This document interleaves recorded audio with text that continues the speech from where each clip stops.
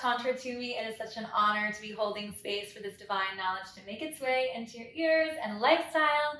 Today I'm here with Sophia Le Page. She is a feminine embodiment leadership coach, and we are going to be doing a little collaboration. She also has a beautiful podcast, so depending on where you're listening, we'll give you all the details on where to find us and how to get involved with each of us. But I guess we should just jump right into who we are and how we found each other. So we met at a women's circle, a sexy women's circle. Mm-hmm. We each only knew like one person going into it. So that was unexpected. I thought everyone knew everyone else. You did too, right?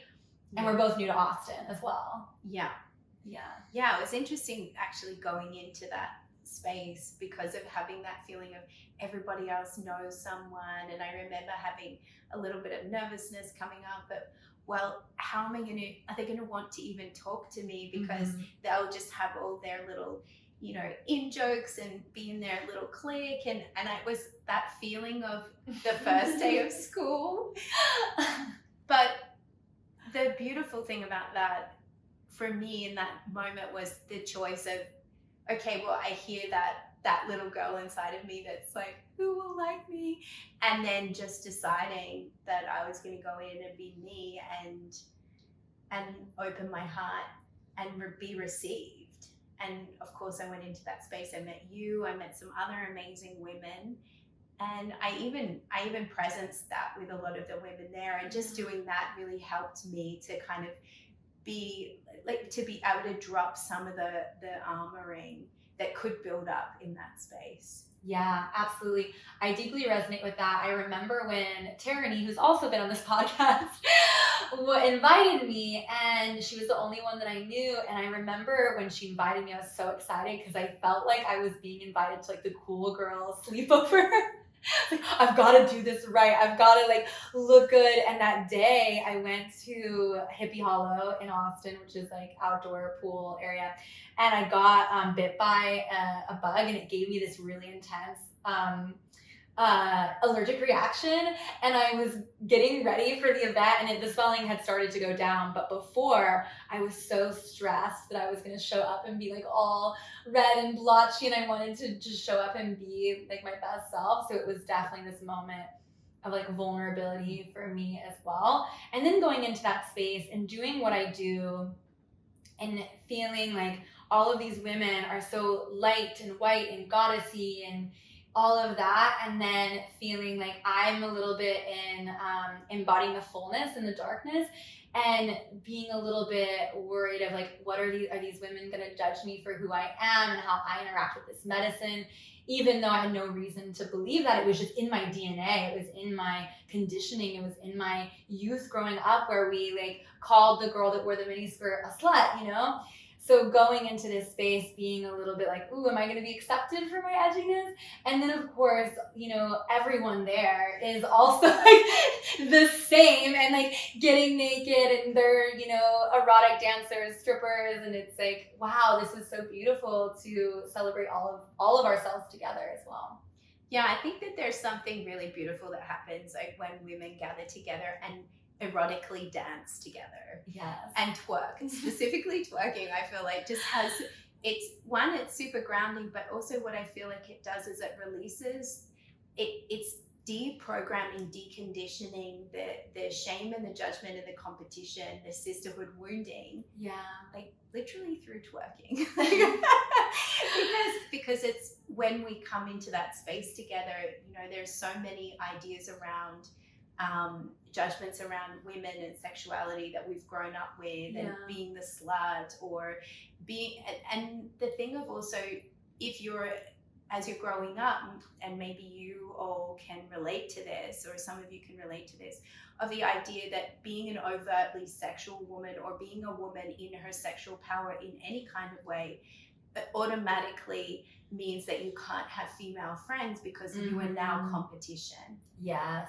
So I feel like being able to go into that space of sisterhood to reveal, like to really show our sexual integration, you know, and to really own like that we are erotic beings and we have beautiful sexual energy and that we can dance in this way. And it's not, doesn't even need to be sexual, but it's just like the showing of that feminine power. And then how that also is on an unconscious level deprogramming and deconditioning that sisterhood wounding. Yeah, absolutely. Twerking is medicine. Yeah, totally. Is that the title of this episode? Yeah, I love that. I really love that. And I think that we've obviously connected and had beautiful conversations about our own journey in both, first, you know, accepting all of the parts of ourselves and letting go of this desire to be good and to be perfect and to behave and all of these things. And it's been challenging. I mean, for myself, I felt that I wasn't worthy of love or, you know, a partnership or, you know, success or money if I was going to be like in my fullness, you know? And yeah, why don't we tell a little bit about our backgrounds and how we got where we are? Oh yeah, let's do that. Yeah. Persephone goes into the underworld. Let's hear. Okay, so when I shared this story, my origin story with Leola, she was like, wow, you're like Persephone going into the underworld. I was like, yes, I love that. So for me, growing up, I was the first child. So and I don't think that necessarily means that you're a perfectionist, but in my case, extreme perfectionist, a lot of anxiety, definitely a people pleaser. I really wanted to be good. I really wanted to have my parents say, you're such a good girl, or my teachers say, you're such a good student, or my friends say, you're such a good friend. And my whole identity was wrapped up in the value that I could provide for others by being who I perceived they wanted me to be. So I never really, I didn't really speak up. If I thought something different, I kept it to myself. If I was asked for an opinion, I would say, oh, I'm chill, what do you want? Yeah. If they really wanted to know what I thought, I would get so locked up in my expression because I'd be cycling through what are the words that I need to say right now to not upset someone, to not piss them off, to not push them away, to not lose their love. So you can imagine like being like that creates a lot of anxiety and a lot of inherent, and I feel like past life and genealogical karma around who I am is not enough. Yeah. And inherently actually not good. So I was trying so hard to be the good girl because inherently I felt like that I was actually broken. Yeah. And at some point, like in my early 30s or very late 20s, around 30, I was in a marriage. I felt totally trapped. I felt totally stagnant. I felt that I had spent my whole life up until then living for everybody else, playing by all the rules. And I was just like, I was just so done with it. But I was also too scared to take proactive action.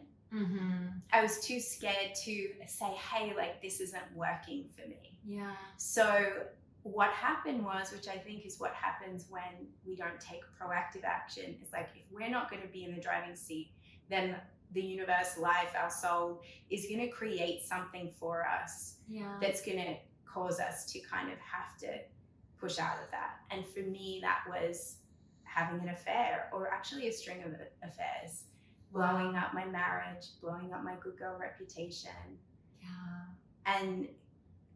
And also that, not only did that leave a trail of destruction, which then I had to do so much work in later years on forgiving myself, you know, asking my ex-partner, my ex-husband for like his forgiveness, also doing that healing work and repair work, and also the work on myself of like, how did I get to this place? Yeah. But it also had me do the work to look at where I was so judgmental. Because that good girl in me that I was trying to be also judged everybody else who she didn't think was a good girl. And had a lot of, I would never do X, Y, or Z. So it was also so humbling to be like, wait a second, I did this thing that is not a healthy thing, that is not a loving thing, that is actually a very hurtful, destructive thing. And yet I do not believe that I am a bad person. And if that is true about me, then maybe that's true about others too. Yeah. So if anything, I feel like that was the greatest gift for me from that.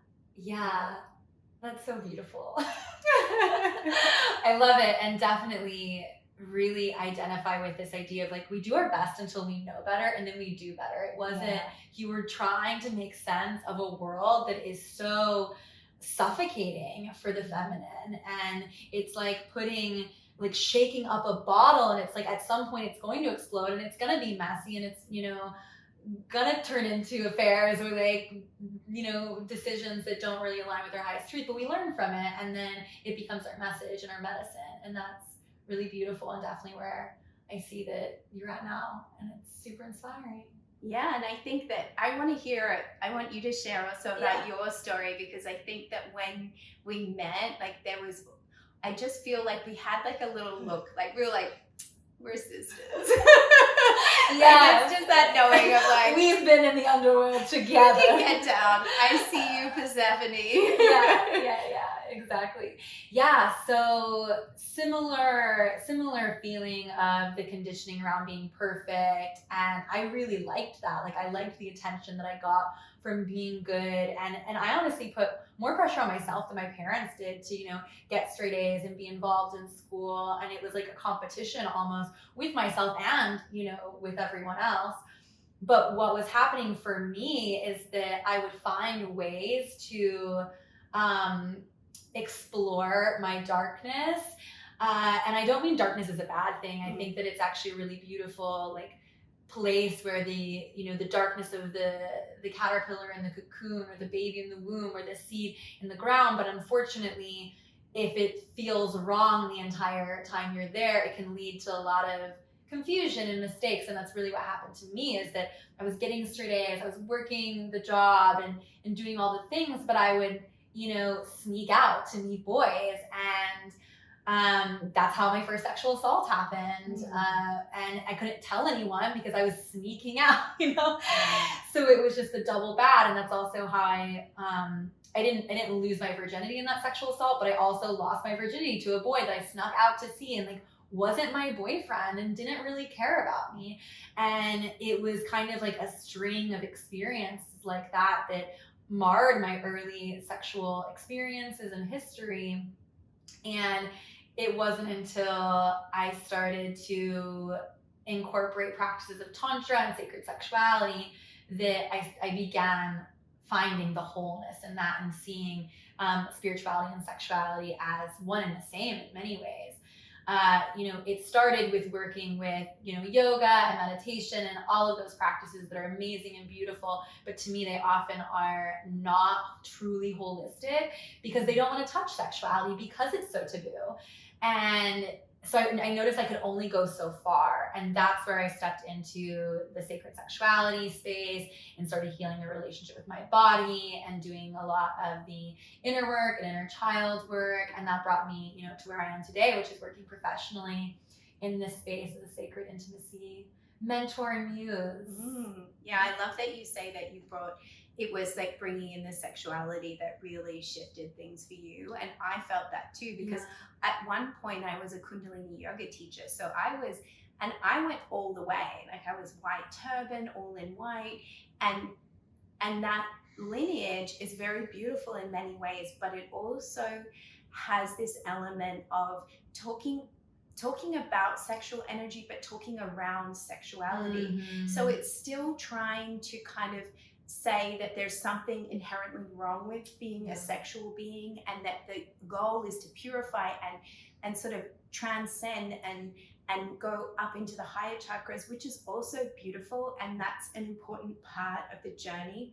But without the descent into the sexuality, into the body, which is like the feminine embodiment also, right? And the sacred sexuality, it's like you can't bring the learnings into form. Yeah. So it's such an important part of like taking the inspired action on the healing work that you do, on the opening work that you do, is like unifying those two, the higher and the lower, right? The divine and the sexual, recognizing that they're actually the same. They're not the same, but they're of the same frequency. Mm-hmm. Right? They're both divine in different ways. Exactly. Different expressions of divine is probably the best way to put it, I feel. And that's where, like, I see in my journey, I see in what you've shared of your journey, and I see with women that I work with and women in this space, is like that's when the power really starts to blossom. Mm-hmm. You know, it's that deep connection to the womb, it's the connection to the yoni, it's the connection to the intuition, it's the connection to like desire, it's connection to soul. Yeah. And it's like the ability to kind of like be self-directed. Yeah. Which really truly creates that change. Yeah, absolutely. We forget that a lot of these Kundalini practices and other yogic practices that tend to be a little bit more like purist in the way that they approach sexuality, these were also all deeply affected by patriarchy and capitalism. So like, if you go back to like the root of them, many of them are actually much more integrative in the way that they approach, you know, their bodies and sexuality. And it's not that it's all about sex, but it's like, this is a holistic thing, and this is the energy that brought you into the world. So let's honor that and see the way that we can use that energy. I did a training in Ecuador that was very much like white Tantra yoga. And it was funny because they like, it was a whole month and they didn't want you to have sex with anyone, and you couldn't be like naked on the property. And like, they were like really like one of the girls was wearing like a normal yoga outfit. Like you would see anyone wearing something like this. And she was told that her outfit was too sexy for class. And it was just mind boggling to me that, and the reason that they gave was, we don't need to be distracted from your studies. And I totally get it. But to me, that's just bypassing. Like, it's not like, it's just going directly into your shadow, and it's gonna show up somewhere else. Whereas there's another opportunity that says, hey, you might feel attracted to someone. Here's how to do it in a way that's maybe super intentional and super liberating and honoring the fullness of who you are. And I love that we're bringing that piece in too, because I've gotten so much benefit. I learned so much at the training, and I've gotten so much from Kundalini, and there's shadow there. Yeah, for sure. And I think it sort of goes back to that good girl piece and what you were bringing to the table. And also I was talking about it too, of like the masks that we wear. Yeah. You know, of like, that it's not, who I am is not acceptable. So if I want to do something else, I have to sneak around and do it. And it does create that I feel like what it does is it fragments us. So it continues to reinforce the idea that there is a part of us that's shameful that needs to be hidden away, and that is deeply linked to desire, right? So then desire becomes shameful, whereas desire, when it's integrated, is like one of the most powerful ways in which our soul speaks to us. So if we're disconnected from desire, we're also disconnected from how we get to move forward in our life, be on our highest timeline, live our power, like create what we're here to create. And I have like full chills right now. Powerful shit. You know, and I think that I feel like it's a societal program that's specifically there to keep us fragmented. Agreed. And so actually doing that work to kind of release that good girl, release the shame, and integrate those parts back in is what really then allows us to truly decide for ourselves what we're doing in our lives, and to actually create the true intimacy with others, because we're no longer two people with masks on trying to connect but afraid to connect. Yeah, beautiful pieces here. I wanted to go into this piece on like desire and how like we have different desires too, and like there's no right or wrong place with that, and it's really about just coming into like, what is your authentic truth? And there is this element of, we've been conditioned to believe like this is what you desire because this is the American dream and this is where the sauce is, and you have to have the family and the success and all of these things to be happy. And while that's true for a lot of people, it's also a form to me of disempowerment, of almost of enslavement. Let's make people afraid of their desire. Let's make them afraid of the most powerful energy in their bodies because they're easier to control, right? And let's condition them so deeply that they judge other people and stigmatize others who are connected to this energy, so that, you know, it's like the witch burnings. Let's put her on the pillar. Let's make her bad and wrong, so that everyone else is afraid to also embody this energy. And I feel that that's another reason why we can go into these women's circles or any sort of social setting and feel this sense of like crunchiness and discomfort, because we're working with that in our DNA as well. Yeah, and part of the healing of that is the recognition of the crunchiness and doing it anyway. Yeah. You know, like it's like the more that you let the crunchiness stop you, the more you reinforce the fear around it. Because fear, once you have evidence of the opposite, it's much easier to kind of anchor into, oh wait, and get curious about, wait, was that actually real or was that just a fear? Yeah. And so for us, like both going into that moment, you know, and like feeling that crunchiness, and one, not making ourselves wrong for it, because I could also see a world where an older version of me would have thought, oh, you're a feminine embodiment and leadership coach, like you're supposed to be above all of this, like what's wrong with you, and just made it way worse. Instead of going, oh, I see you, little girl that wants to be loved. You're so cute. Like, oh, and then you're tender heart. And, you know, it's okay. I've got you. Like, we're going to do this and it's going to be beautiful. Just you wait, you see. Yeah. And that just doing, like being able to parent ourselves in that way is just such a gift. And it's something that, it's a skill that we learn by being uncomfortable, by going into the crunchy spaces. For sure. All of your emotions or feelings are there for you. They're there telling you something. So when you have a fear, depending on what it is in this circumstance, it's saying, this is important to me, you know, and I want this connection, and I want people to see me and appreciate me. And that's like a totally authentic desire, and welcoming that in and creating space for it to happen is, you know, a beautiful practice as well. Yeah, it really is. Yeah. So why don't we move into like, what can we do to reclaim this embodiment and like all of our femininity? Like, what practices do you feel besides twerking? Do you need anything? No. Okay, so for me, anything that brings you into the body and out of the mind is really important. And actually, now that I just completed this immersion, I feel like NLP is like a huge thing of repatterning the belief systems, like releasing the negative emotions, releasing the limiting beliefs or the limiting decisions. Because I think that the more we can integrate those parts of ourselves back into the whole, the less that becomes the programming that we're running. And I feel like just getting curious about, like, is this real? Like, and what if it wasn't? Yeah. And if it wasn't, what would feel better to believe?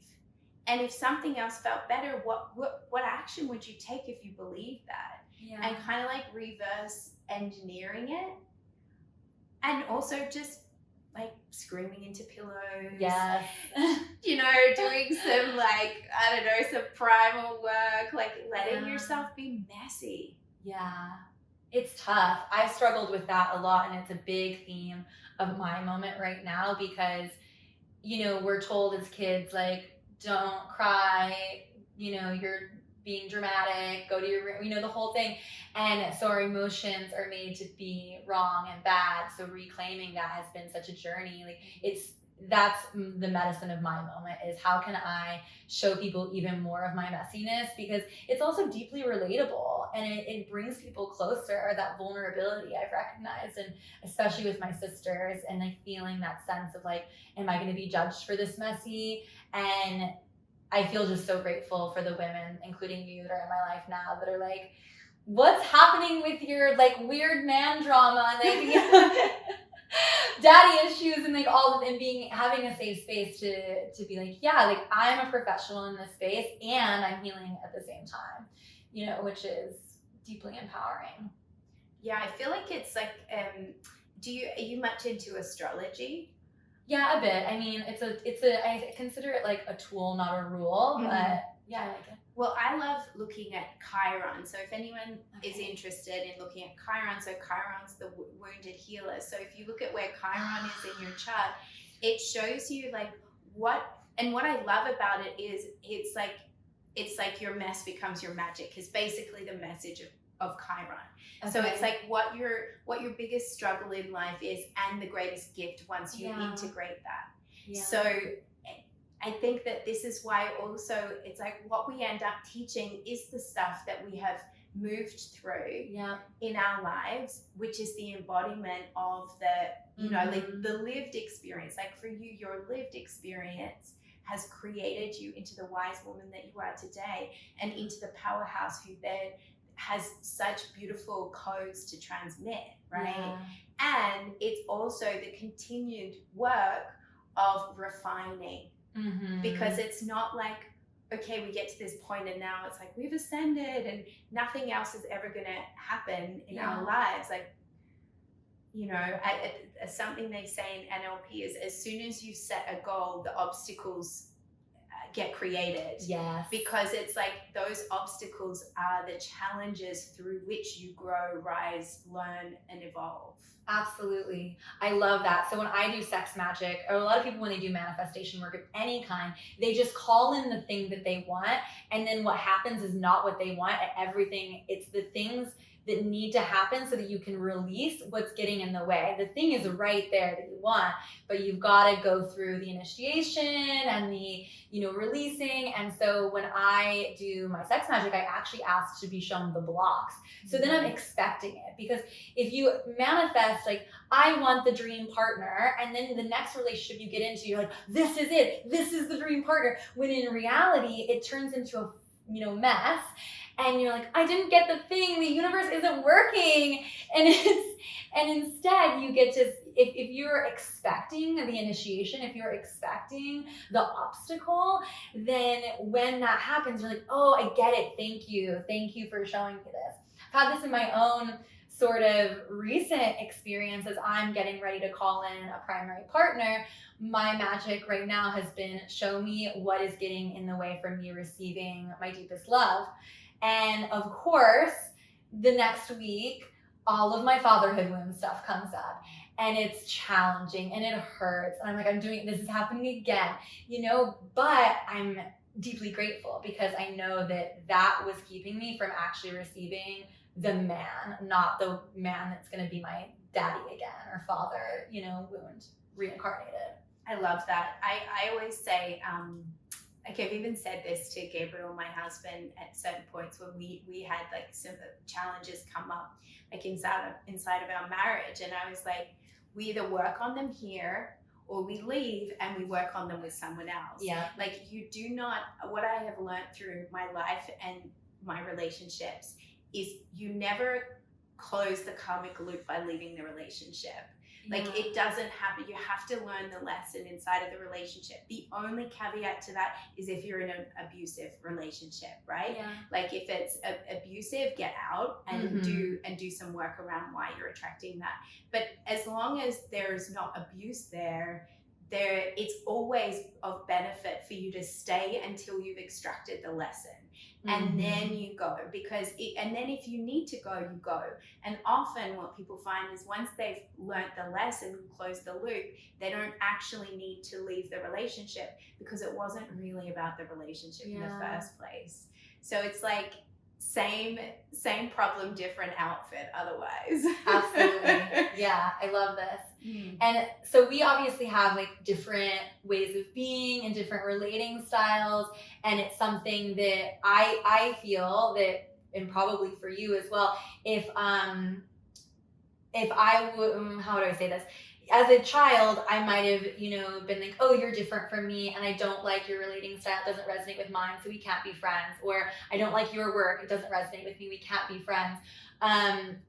This inability to detach from the identity, if that makes sense. And so we kind of discussed going into this a bit, and I'd love to start there. Like, where are you at right now with your relationship, and how do you feel about it? So for me, what I've discovered in my life is that monogamy is really what I desire. And the reason for that for me is that I feel like this is the way for me to go to the deepest dive. Yeah. Like to go to the absolute depths. And my desire in relating is around like, how do we keep it fresh and new and exciting and juicy and sparky and delicious within our container, without anything else coming in, which poses challenges, just like any type of relating style will pose its own unique challenges. And that's the challenge of a monogamous container, is how do you keep it fresh? Yeah.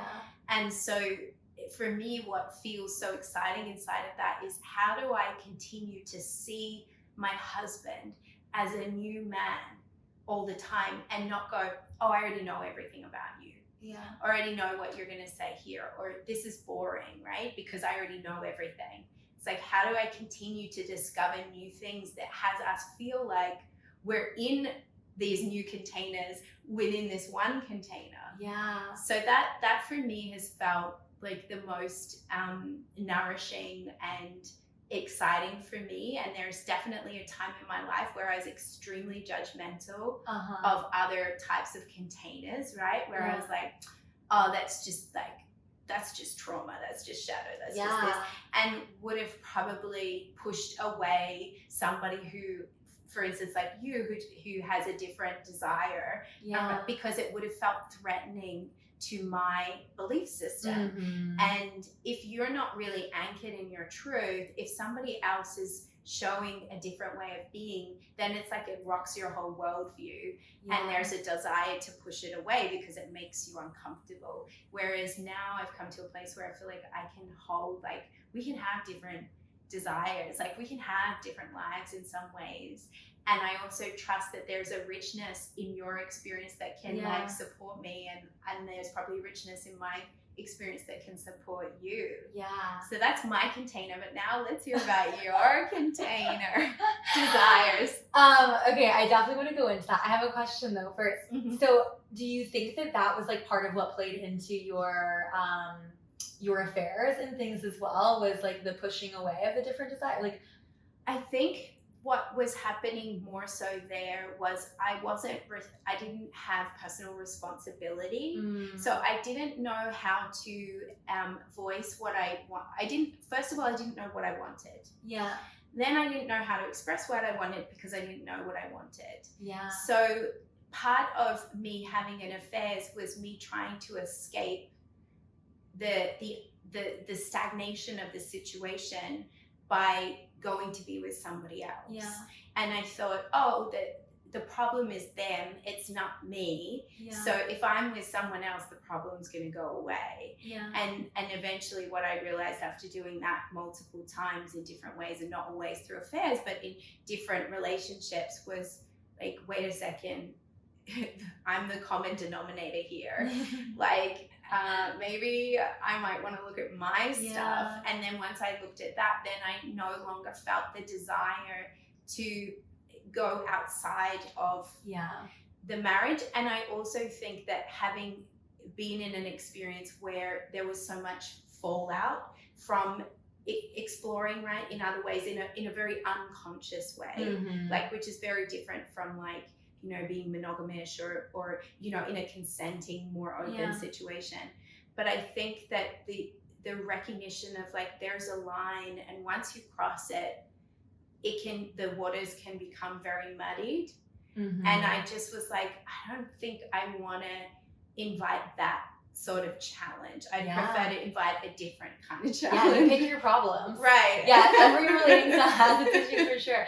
And I love that you touched on this piece of like getting in touch with your own truth and recognizing that back then there was like in essence, it wasn't like the monogamy was the issue. It was just that you weren't in your truest expression, and then you got to find that and discover that. And it's a big part of my journey as well, is, you know, and also just such a big theme of this conversation is like, what is your desire? What feels the most expansive for you? And there's so much depth in monogamy. And I love hearing you talk about your relationship and the story, and it's so sweet. And I feel so deeply in celebration of it. I think one of the first things that I commented on about you was your ring. I was like, it's so gorgeous. And it's beautiful because I can look at pieces of your relationship and say, ooh, I'm going to take that piece and add that to my manifestation board, and I'm going to leave that piece there. Good for her, not for me. And I love that as a piece of this, you know, conversation as well. So for me, I grew up in an environment where monogamy was very much like the only acceptable, you know, option. And meanwhile, my parents divorced. My mom's had 4, you know, marriages. I, you know, found my dad's porn growing up. So I knew that there was just something like not quite authentic about monogamy for everyone. Mm-hmm. But I held myself to that standard, and I went through the relationships where it just wasn't, I didn't feel really free. I didn't feel free to be my full self. I felt like I was suppressing a part of myself. And I did try at actually quite a young age. I read Sex at Dawn and Ethical Slut at like 19 or 20. Wow. So I was figuring it out, but there's not a lot of evidence, and especially at that time and where I was, there wasn't a lot of evidence for me of people doing it well and being able to move through the challenges well. And I mean, that didn't just go for the open relationships that I saw at the time. It was also all of the other relationships. I mean, I don't think it's been up until the past couple of years that I've seen relationships that I actually feel are something that I would aspire to have. And some of them are monogamous and some of them are not.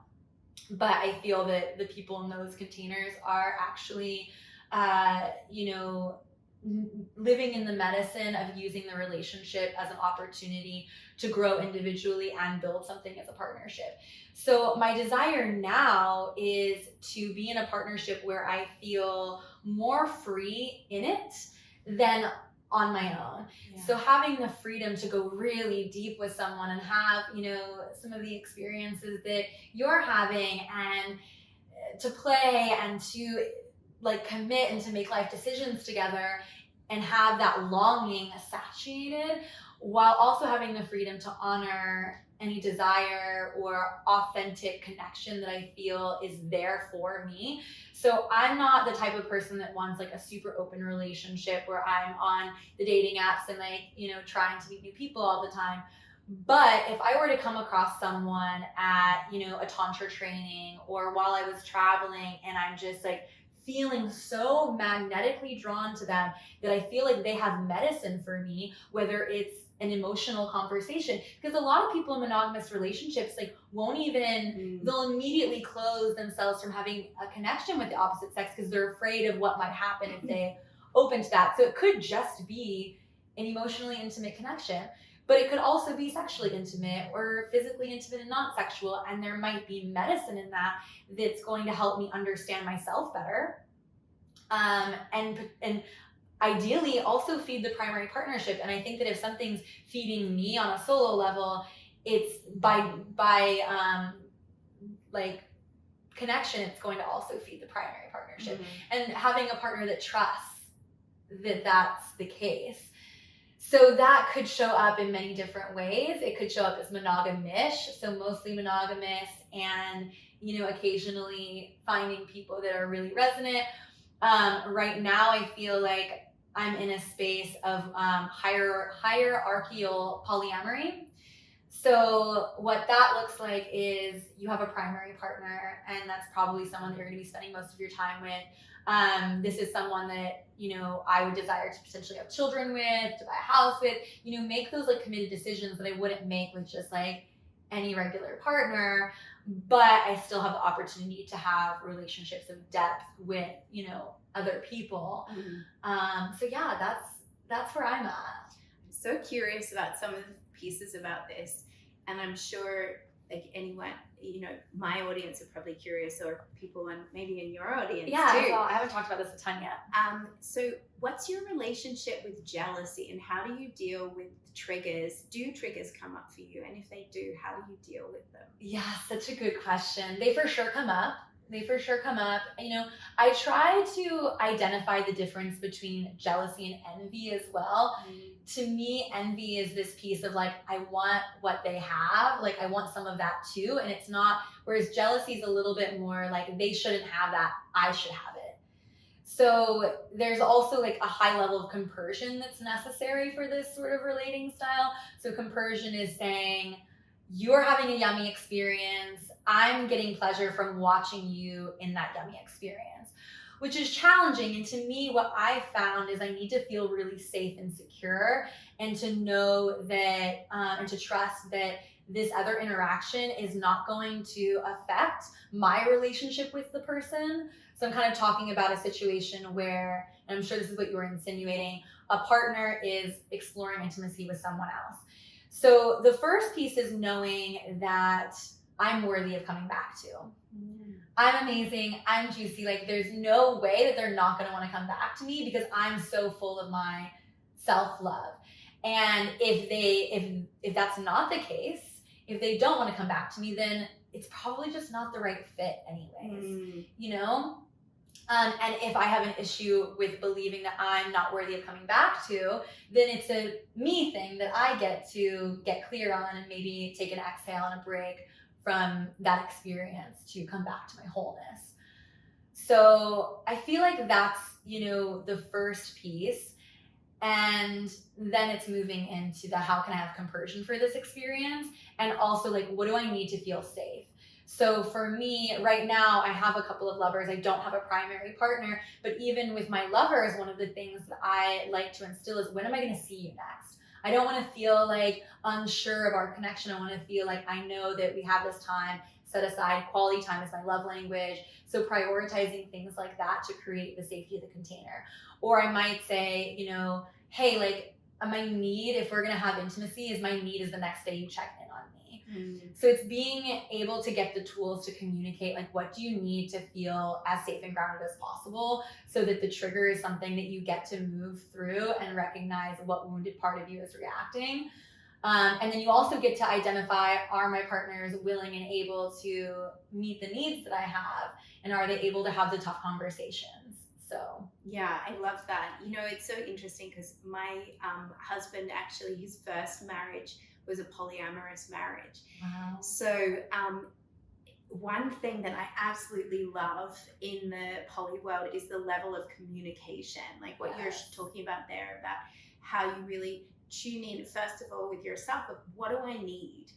What are the conditions that are going to make this feel really good and expansive and juicy and safe for me? And then communicating that. And I think a lot of times in monogamous relationships, the level of communication is not there because there's so much that's assumed. Of like, oh, well, if you're monogamous, then, you just go into the container and you're just there together and there's nothing to talk about. But actually, like, if you don't talk about things like I discovered in my first marriage, I believe that's why a lot of monogamous containers actually don't work. Because the level of communication, the idea that, wait, we can, even within a monogamous container, we can create the conditions of it. And like, what do I need to feel safe, loved, secure, expanded, free within this container? What do you need? How do we meet those needs ourselves, and how do we also work together on that? So something that I love that he brought into our relationship was this higher level of communication. And it was super confronting for me at first because I never had that in a relationship. And so we talked a lot in the beginning about triggers, and we even explored a little bit never actually physically, but we explored the ideas of what would it look like if we were to open our relationship in some kind of way, and would that be aligned for us, and what might that bring up. And so we did a lot of this work around what is the container that's the right container for us.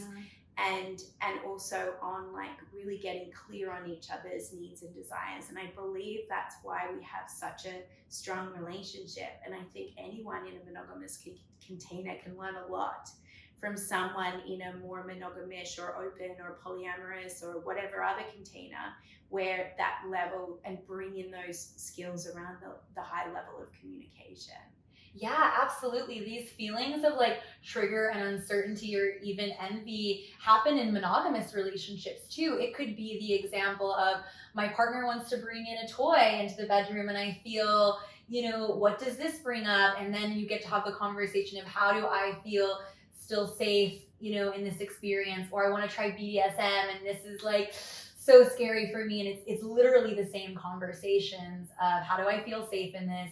What is this bringing up for me? How do I trust myself here? Or even something as simple as like my partner got a job in California and now they're moving there and I have to find the compersion to see the opportunity and decide what does this mean for our relationship. So it's very similar, and I agree. I think that a lot of monogamous relationships struggle because there is the expectation that things are going to go a certain way, and then people don't feel safe to acknowledge the desire that's coming up. And that's where, to me, they often then try to find it elsewhere, and it gets really messy when in reality you're not even giving the person the opportunity to hear your truth. Like, you don't even, like, if they're the right person, they're gonna love you through it no matter what. Even if they say, I can't meet that, let's find something else. Let's find another solution, Absolutely. Yeah, I love this so much. See, this is why it's like really important to,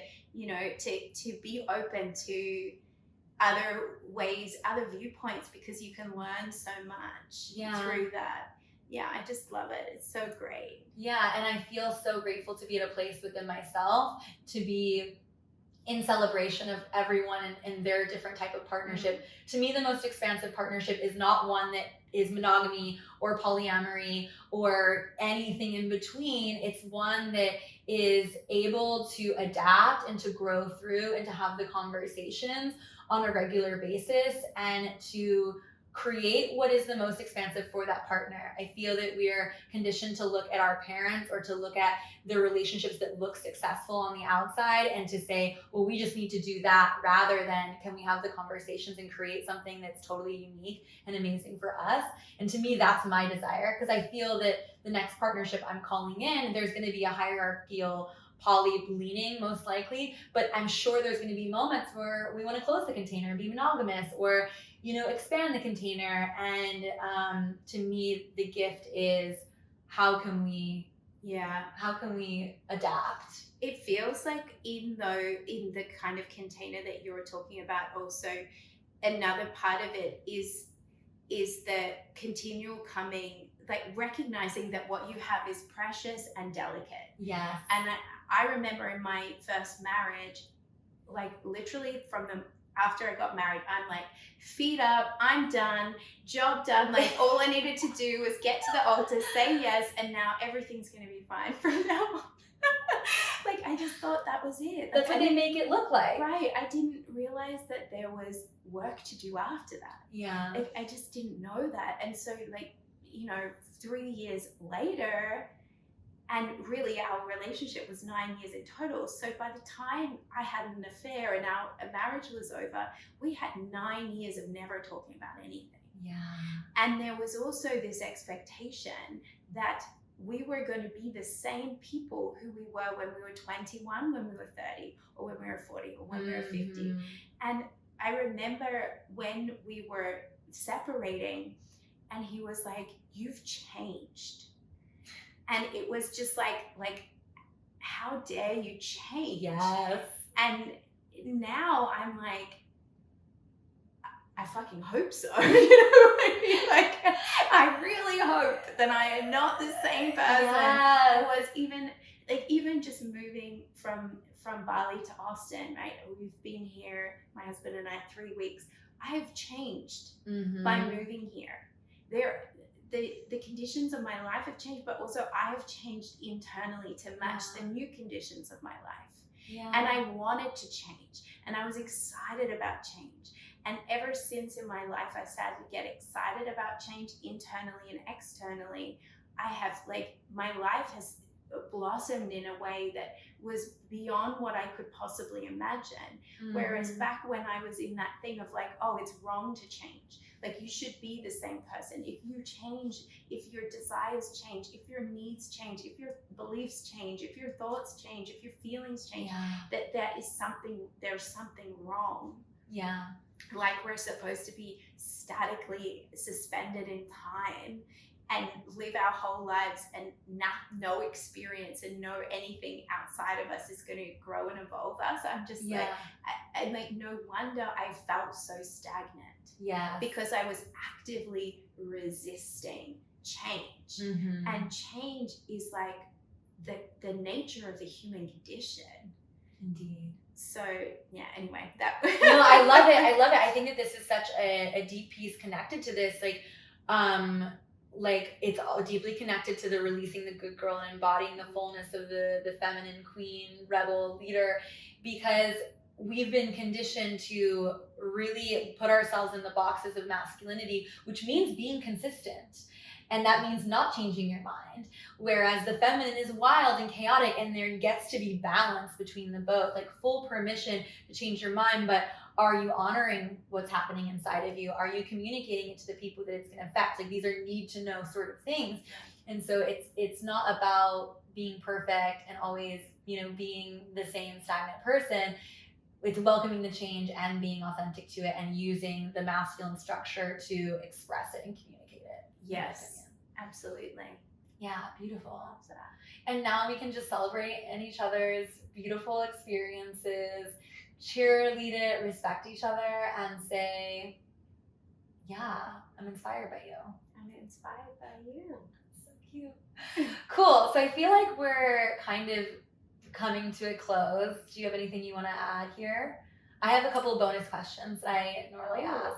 So we can do those if you want. Yeah, let's do that. So the first question is, what awakens your arrows? What turns you on? What makes you feel erotically alive? Well, music for me. Always music. It just moves me so deeply. And if I'm ever feeling a little stuck or a little like, I just don't feel like it, as soon as I put on some like deep bass, I'm there. Yeah. So yeah. Yeah, you. What turns me on? I'm in a space, honestly, of just play, and I think that this goes back to the last question, full permission to like always change your mind. And right now it's being super playful and spontaneous and seeing what pleasure can awaken in any moment. Like, where can I channel this in any singular moment? And almost bringing in this sense of like innocence. I think that's another beautiful theme to consider, is that our eroticism is actually really innocent. It's a beautiful part of our nature, and we've made it be so wrong. And so to me, it's that like skinny dipping, in the lake in the summer and eating popsicles. And like, I remember being a kid and being like, oh my God, this is like a blowjob with a popsicle, like just like allowing that to happen and not feel like weird or guilty about like the fullness of what it means to be human. So to me, it's like reclaiming like my teen years as an adult in this really playful, juicy way. I love it. It makes total sense. Beautiful. And where can we find and support you? I can share mine as well. Yeah, so on Instagram, I guess we'll put all the links below, right? Yeah, of course. So Instagram's a great place to come find me, send me a DM, let me know what you loved about this episode. I always love to chat. I'm always so curious about what really resonates for people, so I'll be guaranteed to reply. And then also you can follow me on TikTok as well. So my TikTok's like really expanding right now. Amazing. So yeah, find me there.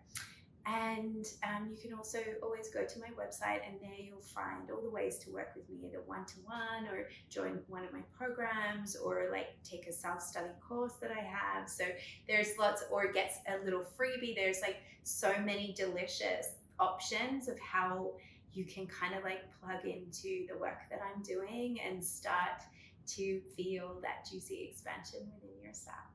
Amazing. What about you? How can people How find can you? people find me? Talk Tantra to me, talktantratome.com, @talktantratome, and also lovely freebies and other ways to connect, tons of episodes of the podcast, one-to-one containers events, all the things. Super fun. Cool. Well, thank you again for being here. This has been such a juicy collaboration, and just like I feel like the beginning of something really beautiful. I agree. Yeah, thank you. Thank you so much. And I love that we're doing this dual episode. So it's going to be on both our podcasts. Yeah. It really is the ultimate collaboration. It is indeed. And thank you to the listener for tuning in and for opening yourself up to the idea of wildness and femininity and sacred sexuality. Leave a review on both of our podcasts, and we'll see you next week. Ta-ta.